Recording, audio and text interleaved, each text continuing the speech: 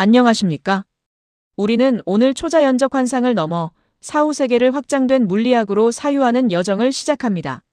사후세계는 인격신이나 초월적 차원의 초자연이 아닙니다. 오히려 우리가 아직 규명하지 못한 자연의 층위이자 확장된 물리학이 탐구해야 할 미지의 영역일 수 있습니다. 이제 죽음 이후를 설명하는 4가지 철학적 렌즈를 통해 존재의 극한을 추적해보고자 합니다. 죽음 이후의 세계를 종교가 아닌 철학과 물리학의 언어로 다시 묻는 질문을 던져봅니다. 초자연이라는 개념과 달리 사후세계는 우리가 아직 모르는 자연 법칙 아래 존재하는 확장된 자연, 즉 확장 물리계의 일부일 수 있습니다. 철학적 자연주의는 외부의 이데아를 빌리지 않고 자연주의 내부에서 사후 지속의 논리적 가능성을 입증하려 합니다. 우리가 아는 물리법칙의 표면적 한계가 곧 존재의 한계는 아니라는 점을 강조하고 싶습니다. 첫째, 자연은 우리가 알고 있는 물리법칙보다 훨씬 더 넓습니다. 둘째, 물리학이 아직 완성되지 않았기 때문에 물리주의가 죽음 이후의 지속을 반드시 부정해야 할 논리적 필연성은 없습니다. 우리의 인식이 미치지 못하는 곳에도 분명한 자연의 원리가 존재할 수 있습니다. 철학자 베르그송은 뇌를 의식을 담는 그릇이 아니라 현실에 맞게 걸러내는 필터라고 설명합니다. 그의 핵심 전제는 기억, 즉 정신이 뇌 물질보다 훨씬 크다는 것입니다. 뇌는 생존과 행동을 위해 방대한 과거의 기억을 억제하고 통제할 뿐입니다.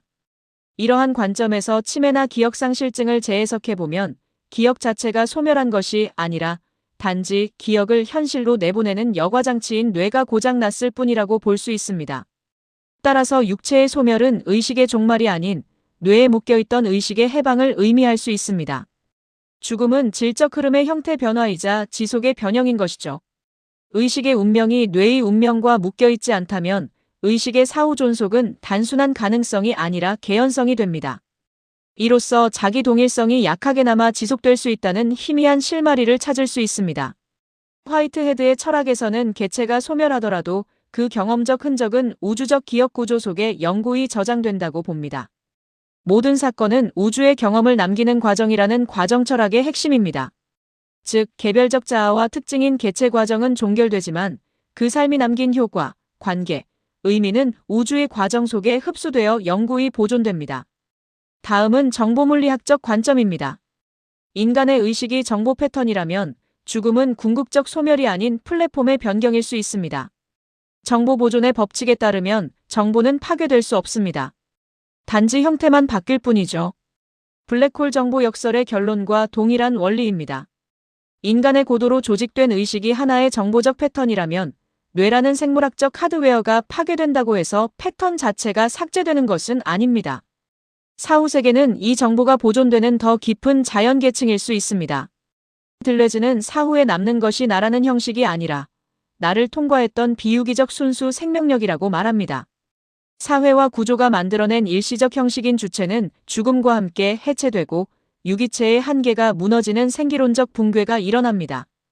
대신 개체화되기 이전의 비유기적 생명 흐름, 즉 특정한 인격이 아닌 나를 통과하며 작용했던 생명력 그 자체만이 남게 되는 것입니다. 이것이 바로 순수한 잠재력입니다.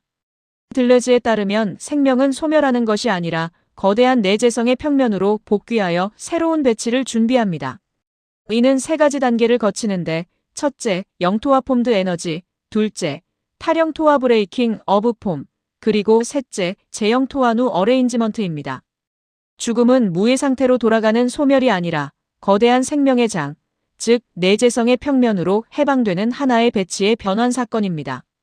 이는 나의 영생이 아닌 존재를 구성하는 힘든 인텐서티즈의 니체적 영원 회귀인 것입니다.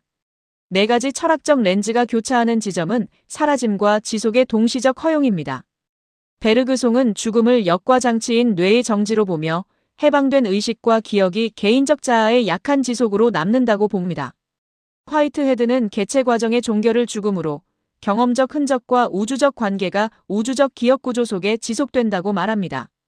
정보물리학은 생물학적 플랫폼의 파괴를 죽음으로 조직된 정보 패턴이 정보가 보존되는 깊은 자연계층에서 지속된다고 봅니다. 마지막으로 들레즈는 개체의 껍질, 즉 유기체 해체를 죽음으로 비유기적 생명력과 순수 강도가 내재성의 평면에서 존재의 재배열로 지속된다고 설명합니다. 결론적으로 사유해보면 영원한 자아의 보존이 아닌 나를 구성했던 강도들의 새로운 영원 회귀가 아닐까 합니다. 저는 들레즈의 관점에 가장 공감합니다. 고정된 공간으로서의 사후세계나 개인적 자아의 불멸은 부정됩니다. 그러나 사후에 내가 남는 것이 아니라 나를 구성했던 힘들의 강도가 세계 속에 다른 방식으로 작용합니다. 분화, 탈분화, 재분화가 끝없이 지속되는 삶과 죽음의 반복이라고 할 수 있습니다. 사후세계를 자연의 일부로 포용하는 것은 미래 과학과 철학이 열어둘 수 있는 가장 위대한 가설입니다. 죽음은 세상 밖으로 추방당하는 것이 아니라 자연의 가장 깊은 층위로 합류하는 과정입니다. 사후세계가 초자연적 환상이 아니라 아직 발견되지 않은 자연의 확장된 구조일 가능성은 비과학적 미신이 아니라 인류가 탐구해야 할 철학적이고 물리학적인 필연적 질문인 것입니다.